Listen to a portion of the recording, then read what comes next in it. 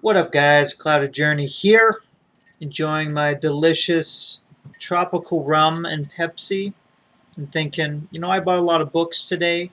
Maybe I should give a quick review of them. I mean, the wife's out of town. I've been enjoying pierogies. I've been enjoying watching Archer without getting harassed at the immoral nature of the show. And now I'm going to make a video because I got time. I got no kid running around. I love my son. It's nice to have a little bit of peace from him. I'll see him tomorrow. It's his birthday.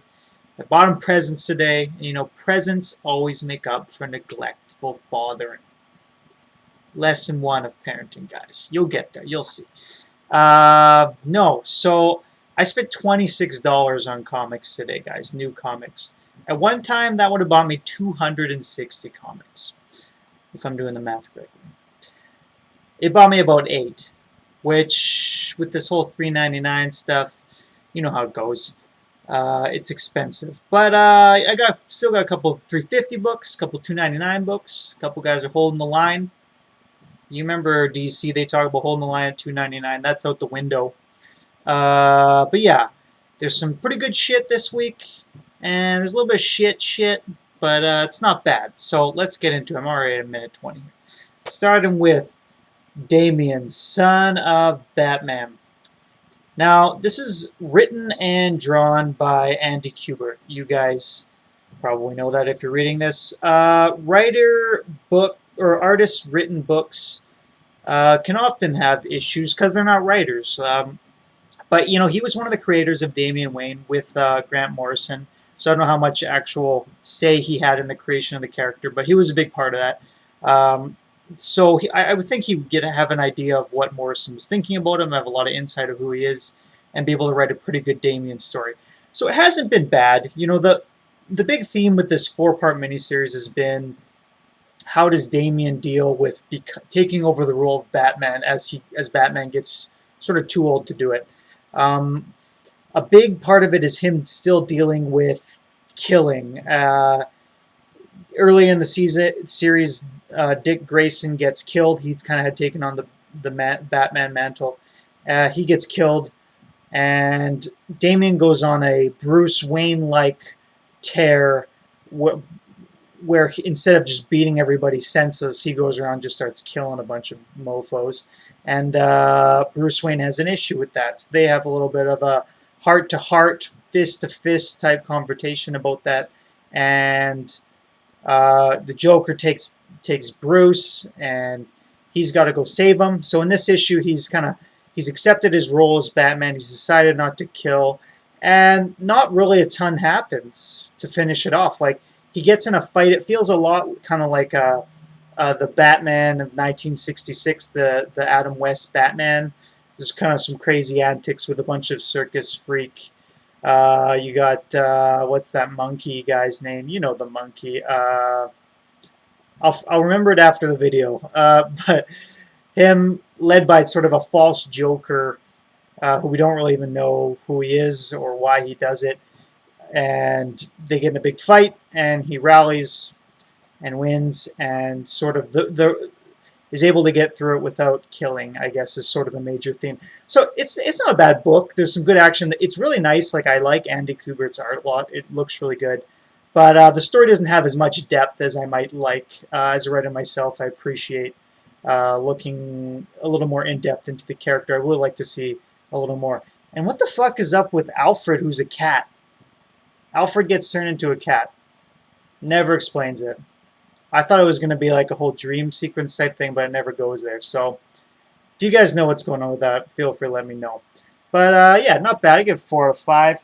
Well, this cover's pretty sweet, though. It's got the fire, and the fire turns into bats here. Thought it was pretty nice.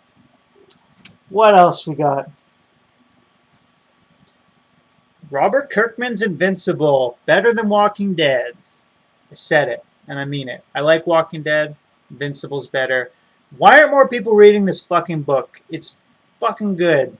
Get on it, guys. Download it. Steal it illegally. Find the back issue trades. Whatever you gotta do. Catch up. This book is awesome, and it's $2.99. You gotta support it.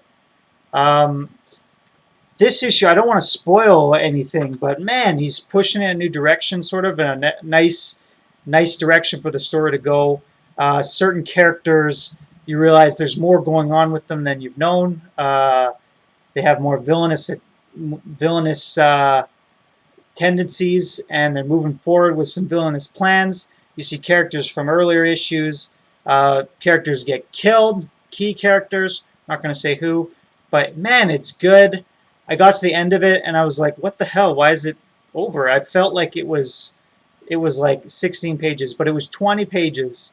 And you know what? They did do a lot of like big full-page type things, so I think that was part of it. Get this book, guys. It's good. Sign up for it. It's $2.99. You got to support these $2.99 titles so that these companies learn that's where the line is being drawn. So yeah, Invincible, awesome. Get on it. What else we got? Saga. Shit is happening in Saga again. It's great. I've missed it. Remember when shit used to happen in Saga? And then it took like 4 issues where they sit around talking the whole time? That's done. People have died. People have gone crazy. People have fought. Groups. There's like 3 different groups in this book that didn't see each other for 10 issues. Finally, they're all coming together and stuff's happening. Beautiful Lion Cat cover on the front there. What to say about this book? It's awesome. Shit is happening. You know that character Isabel? She's like the ghost monkey creature with like half a body. She actually does something of use in this issue. She showed up in the first issue. Cool character. Really unique, really different. Kind of they go back to save her, and she's just sort of been there doing next to nothing for the whole time. So finally good. Cool little extra scene. You see those reporter guys, their offices on a planet underwater. That's creative. The greatest thing about Saga is it just takes comics and it takes advantage of the medium which it is, which you can do literally anything you want. And I'm going to get into some other books here because I get annoyed with it. You can literally do anything you want with a comic. You can make a goat, horse, alien creature hump a turkey with an alien head. You can do anything, and it will work. Well, it won't necessarily be good, but you can do whatever you feel like. Your imagination is the limit. So why are there so many books where you have conversations sitting in a room in an office? Or like on the top of a building for the 100th millionth time with whatever character, Spider-Man, Daredevil. You can do anything. So this book takes advantage of that. It didn't for the last couple issues. It's picking up again. And of course at the end they say they're now taking a 3-month, 2-month hiatus or something like that to reschedule. So there was a big surprise at the end of this issue, and I can't remember what it is now. Oh yeah, they did another awesome thing. Minor, it's not really a spoiler. It's just basic. It's not really a spoiler. They do a big time jump where they jump ahead in the story like years, which is awesome. Like, what comic has the balls to do that? That's such a like genius writing strategy where like there's this awesome anime where every season, or not anime, Japanese samurai story, where every season was like the son of the previous samurai, and it was always played by the same actor, but it was supposed to be another character. Everyone was the next generation, and that's genius, and we don't see stuff like that in writing. So this kind of jumps ahead a few years at the very end as it's leading into the next storyline, which is awesome, and then you can have some other shit happening. So good on you, Brian K. Vaughan. Freaking Fiona Staples is killing it. She's got this beautiful, neat painting style. Guys, you got to read Saga. You're crazy if you're not reading Saga. East of West. I'm always not sure if I want to keep this book, but this one was one of the really good ones. This and number 9 and number 5. Awesome.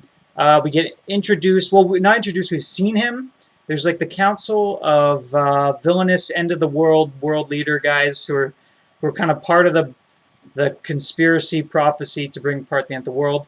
And we're getting a little taste of each of their stories of to where they stand on this whole issue, because there's a lot of political power connected with this movement. Not necessarily all of them believe it or not, this religious side of things. So there's a really cool side of this guy.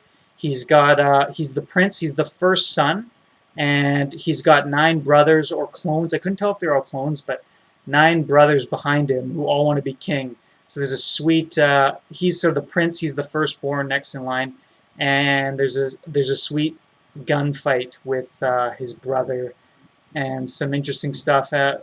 Creepy, cool little thing with Death, who's visiting with this spirit monster thing he trapped a long time ago. But yeah, Hickman, you know, he's doing his thing. Check out the art. I haven't shown you any art. What am I doing, guys? I'm holding up these books. Why do we read comics? To look at the cover? Not that exciting, you know. But yeah, you know, what's his face? Dragoda. He's does his thing, man. He's got some nice looking art. Nice wide, big panels. I like that. Yeah, so hold me on, keep me on. We'll see. I'm not a huge horror guy, and it does have sort of that horror feel a lot of the time. But it's working for me right now. That issue's working for me. So it's got another month or two in it. What else?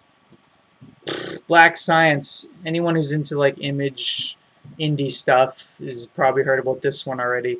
Man, it's good. I missed number 2 because, guys, my shop, Image comes out with how many number 1s? Comes out with like 10 number 1s every month.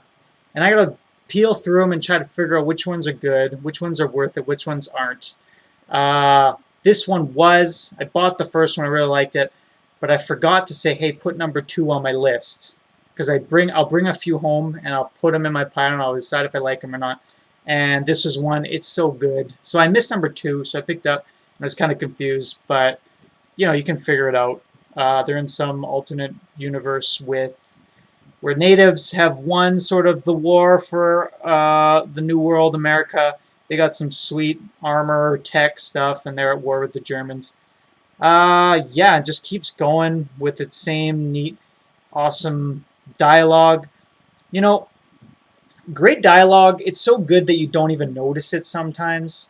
You notice it in, like, Damian, Son of Batman. It's just got some weak dialogue. It's not that it's bad. It's just sort of predictable and cliche sometimes, and you've heard it. But with comics, you really gotta say a lot without saying a lot, if that makes sense. You gotta use not too many words to say a lot, and that's what Remender knows how to do. He just knows how to tell a story. His characters can say like 1 line, 2 lines, and you know something about it. Like tells you about that character. And you know, a lot of books, they just take so long to get into the story. They don't know how to pace it. With comics, it's really hard. You got to set the pace, especially with new stories. Like, you know Batman, you know Spider-Man, you know Iron Man, some of these characters. So when you read these stories, you know what to expect, and you know who that character is, so you can kind of take time setting up the story. But when you have all new characters, it's hard. You got to really establish who each of these guys are, what they're doing, what they're about. And, you know, I love it. I love the main character. He's this rebel 40-year-old scientist. They kind of refer him to. His daughter's giving him a hard time that he hasn't got past his teenage rebellious years. But he's this rebellious, badass scientist. And he is. He cheats on his wife, and he takes these big risks because he wants to be recognized. And I don't know. He's one of these characters you know he's wrong, but you gotta love him. But yeah, guys, Black Science, awesome. Really hitting my science fiction fix. I've needed it. So a little more than East to West. I like East to West, but science fiction, Black Science, I don't know anything. And Saga. Let's move on. Turtles. Getting used to the new artist. You know, he's got these sort of different style, but you know, it's a unique style. You can see Michelangelo there. He likes to have the masks off all the time with the Turtles, which is okay. They're kind of in a rest period, I guess it's showing. They got Leo back. They're doing their thing. This issue's like all talking, and you know, I didn't even notice until I thought about it after. I was like, oh, what happened? Oh, is this all talking? And this kind of cool dream sequence with Leo cutting through there. I like it because of nostalgic value. It's good, but it's not great, and I want it to be great, and I think they could do more with what they have. They just tend to, they have to stuff every character in every issue, and that kind of gets tiring because you got Leonardo, Michelangelo, Raphael, Donatello, Splinter, April Casey, her family, Alopex, all in this issue. And like, it doesn't really give any character a chance to shine. to shine. It's sort of just recapping where they're at right now. And at the end of the issue, kind of find out that they're being tracked and they're probably going to be attacked next issue. So to me, that's just not that interesting. I want to see them go and do something different. One of the things I liked about this series was it took from all the different Turtles franchises, different cartoon shows, the movies, different things, and kind of brought them into this issue and then mashed them all together, re-looked at different things and changed it up. I kind of like that. But now I'm sort of getting bored of that, and I want something new. And I guess City Fall kind of was. The previous story was kind of new. But I want to see him do something just completely different. I don't know. There is an awesome, heartfelt scene where Raphael brings here you can see the Peace Wiener to Alopex, bringing Alopex into the fold where they're kind of partners now, so I'm sure we'll see them shine a little bit. And we see Leo's going to be okay, as we all knew. What happened? He froze. I don't know if this is still recording, but I'm going to keep talking. So yeah, it was good. Get used to the art style. I miss Santaluco as a new guy. He's pretty good. What else? Okay, last two here. What do I got? Lazarus number 4 and Lazarus number 5. Hey, Chris, Cloud Journey. These books came out like weeks ago. Why are you reviewing these now? Well, because I found this one in the dollar bin, so I figured I'd grab it because I had the first 3. And then this one was on the rack, so I figured I'd grab that one too. Okay? Screw off. Just let me read my books, and I'll review them quickly. This one was good. This was the best issue of this series so far. There was fighting. There was sweet 2 Lazaruses from different families together in a sweet fight. You had a little bit of interesting stuff happening there, and that was good. This issue makes it look like they're going to explore her background. They show her for like 2 seconds as a child, and they show something very predictable and cliche happen with her, and it wasn't that interesting. These books are a great example of what I get annoyed with comics. They have a really good concept. The concept is in the future, you have really super businessmen guys manipulate the world and end up taking over the whole world. Explains it all really in-depthly in the back a little bit. But basically these few families took over America as corporations, and they rule, and then they have these Lazaruses who protect their families. So cool concept. I don't mind that. I like dystopia. I like that stuff. So much of it is backroom bullshit with the families planning and scheming and being manipulative, which just, it works in TV shows and stuff like that. But in comics, I don't want to see background politics. So maybe that's just me. Maybe you guys like that stuff and it works for you. But you can explore that in novels where you can get way more in depth and have better conversation. You can explore that in TV shows, stuff like that. Comics are like a visual medium. I don't need to see backroom scheming everywhere. It's boring. I don't find it exciting. This had some pretty good fighting, which made it a little more interesting. And you had 2 unique, weird characters who both have their own sort of superpower. He gets his face blown off. He's got robot face underneath. It was good. It kind of was a little more interesting than what we've seen. So, I don't know, guys. If someone wants this book, I have the first 5 issues. I will send it to you. I will mail it to you because I keep buying it and I keep regretting it. But I like it, kind of.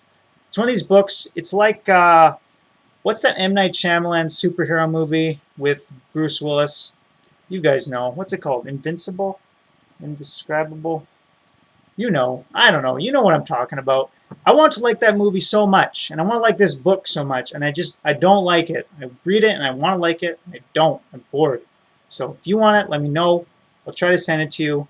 You can send me something back if you want. That'd be sweet, and I'll put it in a video. But if you don't, that's fine too. You can just have it, because it's not bad. Maybe you like it, maybe you don't. But those are all the books I read this week, guys. That's my sort of half-cut review. Thanks for watching. Sorry I was shouting the whole time. Take care. 20 minutes. Holy shit.